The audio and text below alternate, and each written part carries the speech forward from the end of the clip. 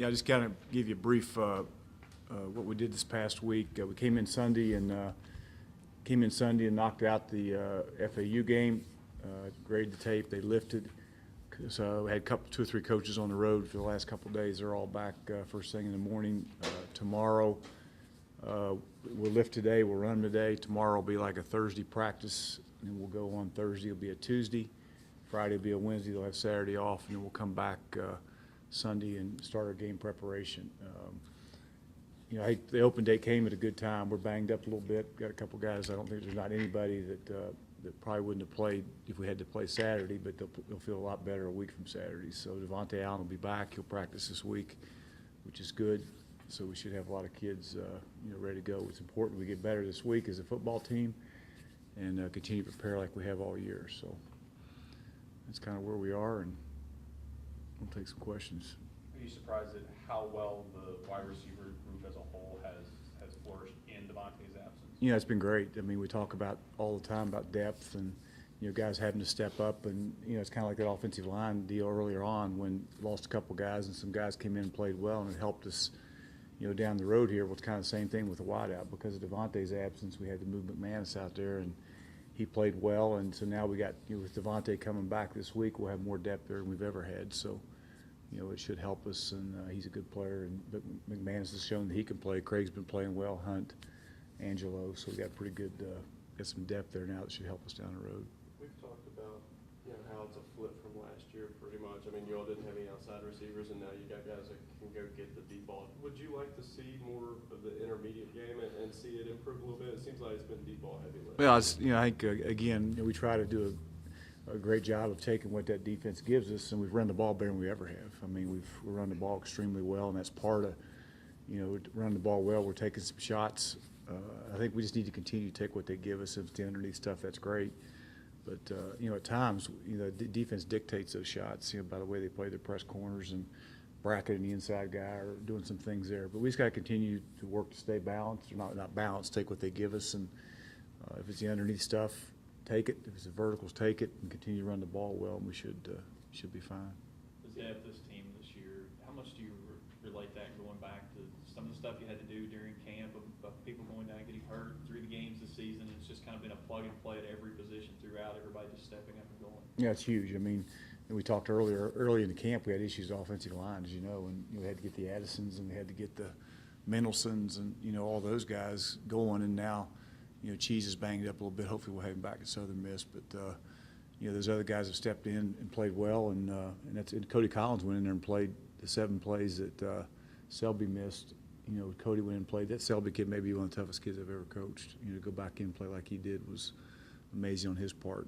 And it says a lot about him. But Cody Collins went in and played well. So hopefully down the road he'll be able to help us a little bit too. But that happened in the wideouts, and had with McKelvey going out, those linebackers had to play. And with Gary getting banged up, the Joe Massaquoys and Armand Daniels and even the Dews and those kind of kids have had to go in there and play some, and they've played well.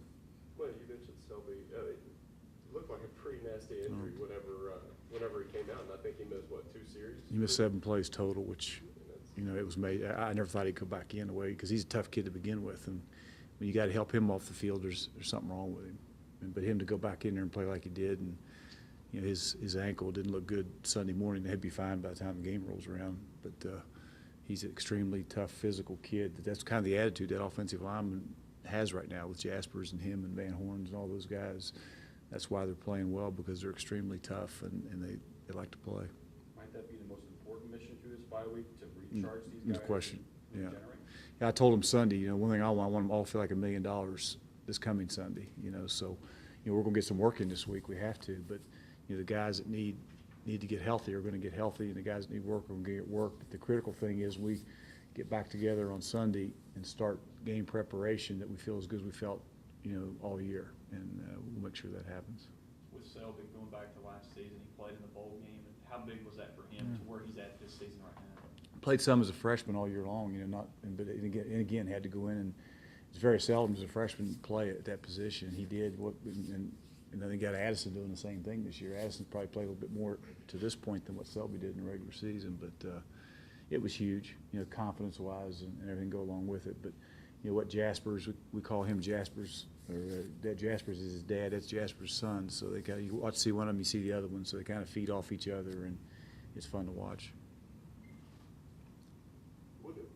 On Saturday, what stance do you all take? I mean, is it fun sort of just to be a fan? I know you all are in the grind so much. Is it good just to take a step back and watch games a little bit and enjoy it? Yeah, I think so. I mean, it gives you a chance to sit back and watch a couple games, and now we'll work Saturday. Coaches will come in and get some things done Saturday, and it has to get done prior to Sunday's practice. But you know, the kid just gets kind of good to get away from us for a Saturday and just sit back and watch games and enjoy themselves a little bit.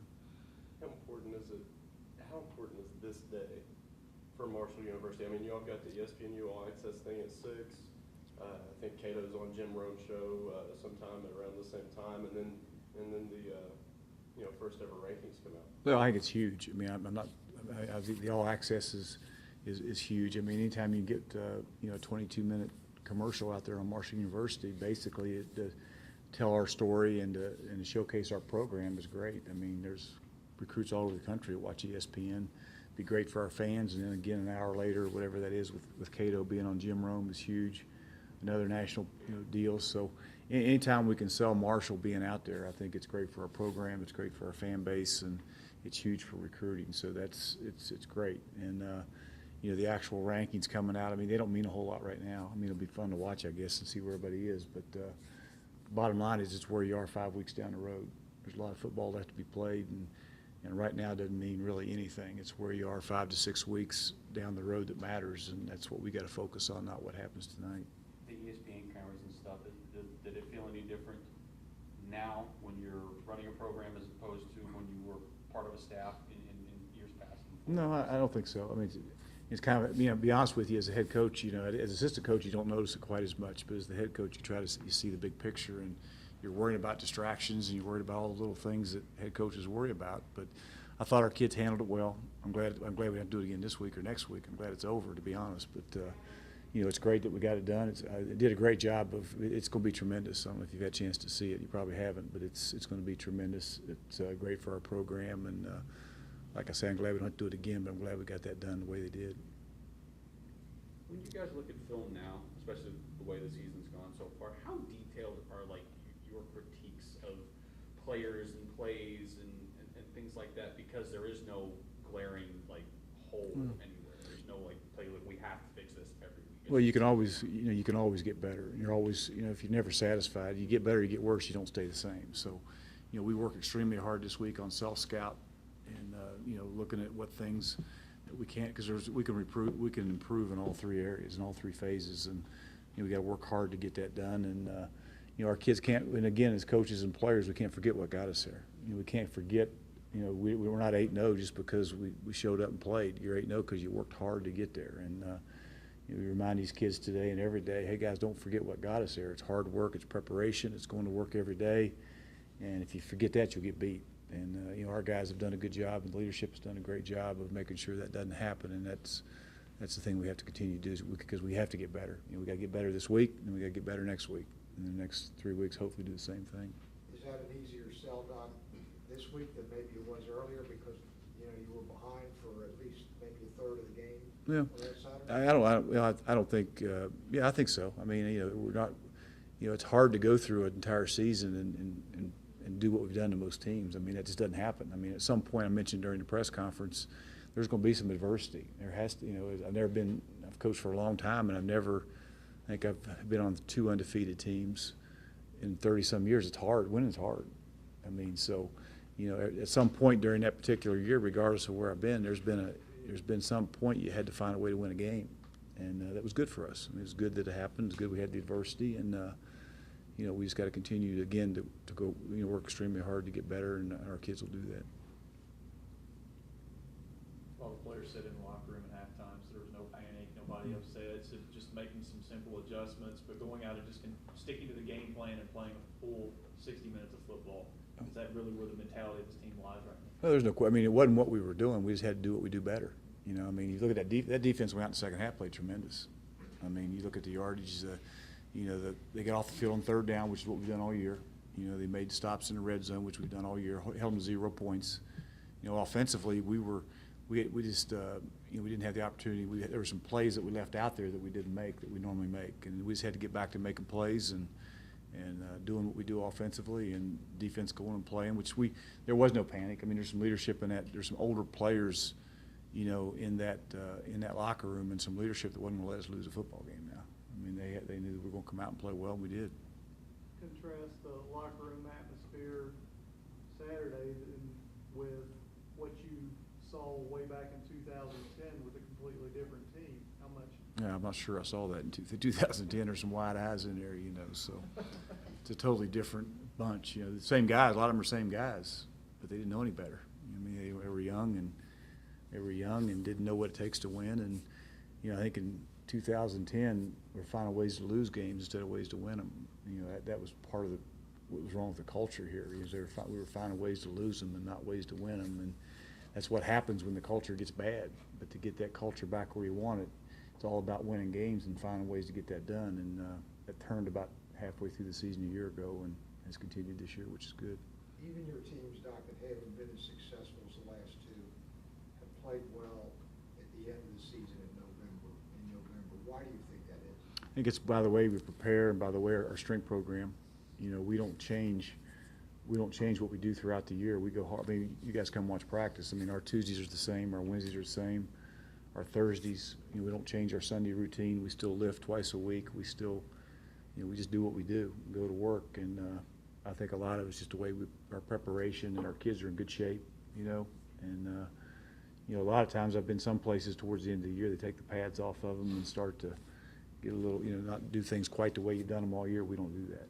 We just continue to grind and continue to practice the way we do, and I think it pays off on Saturdays. Southern Miss, I know it's looking ahead a little bit early, but their team has played some pretty good ball the last 3 games.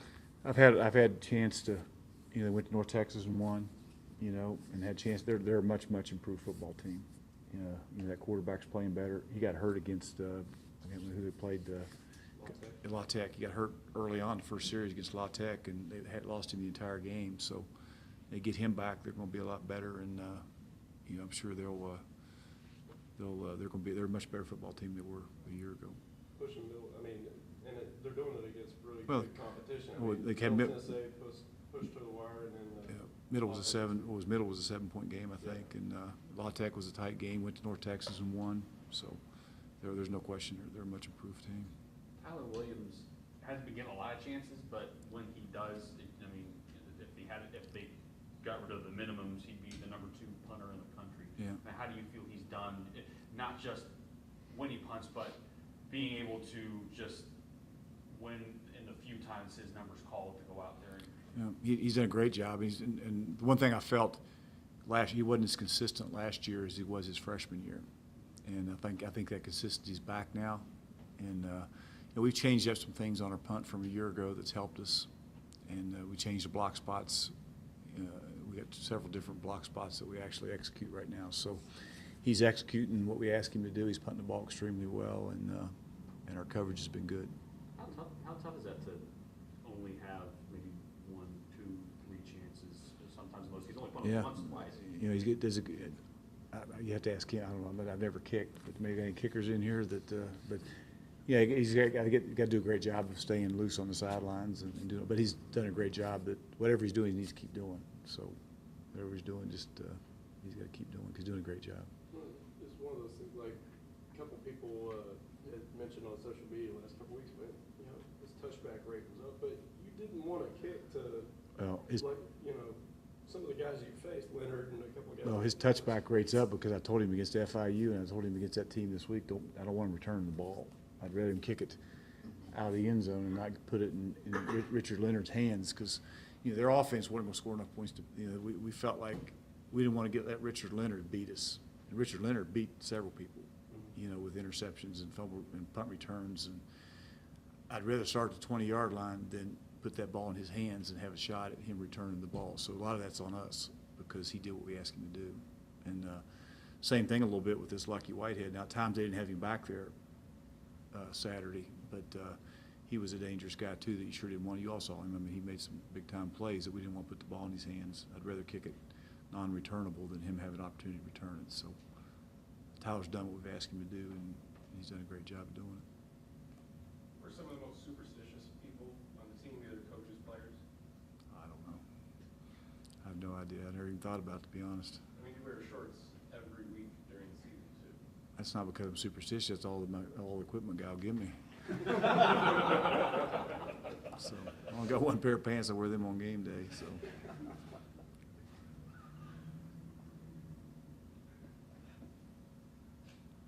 Anything else? I'll give you. Maybe we'll take up a collection, Jack. We'll get a pair of long pants. What size you wear, Jack? Maybe I can wear one of yours. Huh?